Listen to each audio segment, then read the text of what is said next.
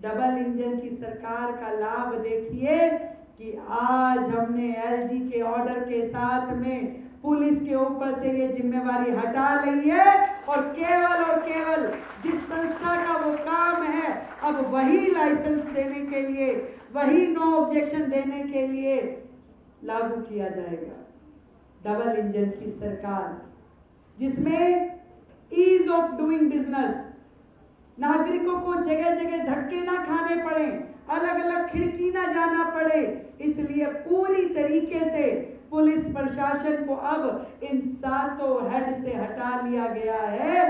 Police केवल अब अपना सुरक्षा देने का काम, दिल्ली को प्रशासनिक व्यवस्था चलाने का काम करेगी और सरकार अपना जो लाइसेंस देना है, नो ऑब्जेक्शन देना है, रेगुलेशन करना है, वो सारे काम करेगी।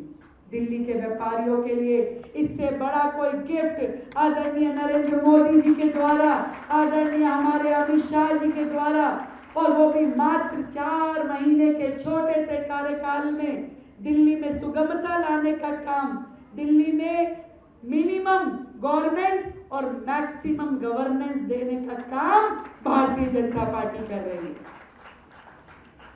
हमारे निवेदन मात्र से कि दिल्ली की जनता को परेशानी है, पुलिस विभाग से ये क्लियरेंसेस हटा लेनी चाहिए, इतना कहने से ही माननीय एलजी महोदय का ऑर्डर निकलता है।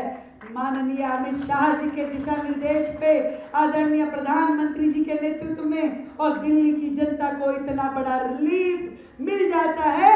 ये है आपकी एक वोट की ताकत। इससे पहले हमने मकान बनाने पे जब भी पुलिस जाया करती थी अपने ऑर्डर के साथ उस पुलिस के जाने पे भी रोक लगाई कि पुलिस अब किसी भी मकान बनाने की प्रक्रिया में शामिल नहीं होगी। रिफॉर्म का, पॉलिसी रिफॉर्म का इससे बड़ा उदाहरण कोई हो नहीं सकता जब सरकारें मिलके काम करती हैं और उसका सीधा सीधा लाभ दिल्ली की जनता को मिल पा रहा है।